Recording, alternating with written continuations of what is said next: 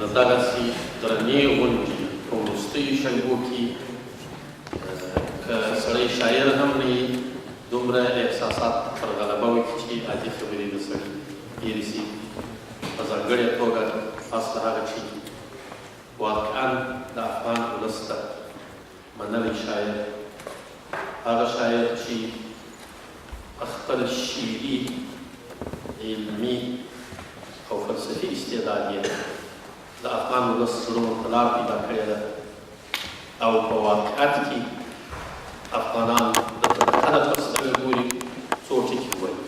پر ځای یې غواړم چې د دې درنې غونډې له کوربه او له کوربه سره د مرسته کوونکو څخه مننه وشي چې دوی د دې جوګه شول چې د دغې غونډې برخوالو ته یې دا زمینه برابره کړل چې د جهاني صاحب سره له نږدې وویني او د ده سره د لیدلو تنده د یوې شېبې لپاره ماته کړي جهاني صاحب کوشش کوه چې بریک ته ورنږدې نه شي اکسلیټر ډېر ښه ګوتې دي په قوت وساته موږ ټول تاسو ته د ښه صحت روغتیا او لا زیاتو بریاوو هیله کوو همیشه خیال اوسې ته د افغان ولس خیال یې موږ په تا ویاړو د غونډې د برخوالو په استازیتوب دغه ډالۍ چې دوی تهیه کړې ده زه تاسو ته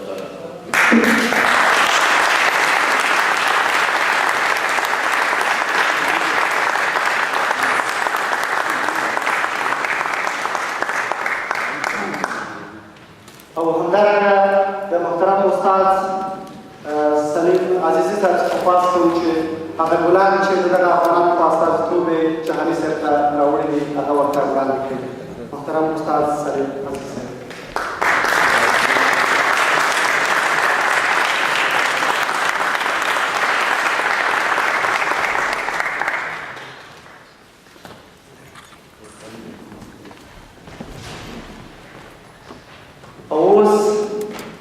د محترم استاد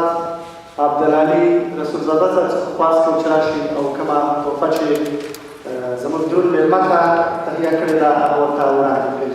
محترم استاد عبدالعلي رسولزاده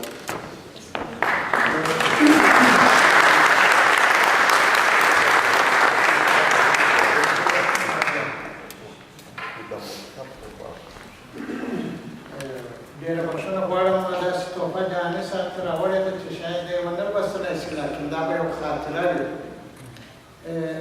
دغه مکتب چې نن موږ پکې کې مجلس لرو تقریبا 600 کلن تاریخ لري 600 کاله دمخه دغه مکتب یو بل چیرې په یو کلیسا کې جوړ شو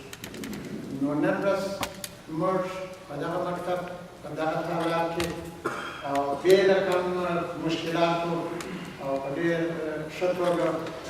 دا ځای لرو او دلته دا خپله مشاعره یا خپله غونډه د دې مکتب په هکله باندې په درې کاله دمخه 600 کلنه کلیزه یې ولرله نو ماته د یو څو کتابونه راکړي دي چې یو جلد دی جهاني صاحب ته دغسې ورکړم چې دا به د ده یو یادګار وي او نور که چا غوښتل هغه څوک چې سویډني لوستلی شي دا په سویډني ژبه وي هغه به دغه یو کتاب واخلي تشکر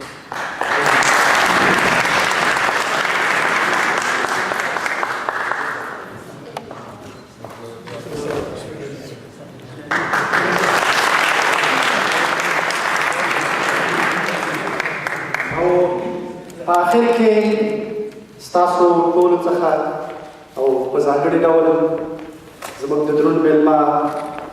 ښاغلي جهاني صاحب څخه ډېره زیاته مننه کوو چې په ډېر لږ وخت کې زموږ دغه فاست دغه مینه چې موږ د ده سره لرله دغه وخت یې موږ ته راکړه چې موږ د ده څخه یا ده سره د نږدې نه ولیدل د ده ښایسته شعرونه مو واورېدل الله دوی ته ډېر عمر ورکړي الله د صحت ورکړي الله د روغ لري چې همدغسې خواږه شعرونه زموږ استاد لپاره تر ډېره ډېره وخته ولیکي ژوندی دې اوسئ خوشحاله اوسئ Разве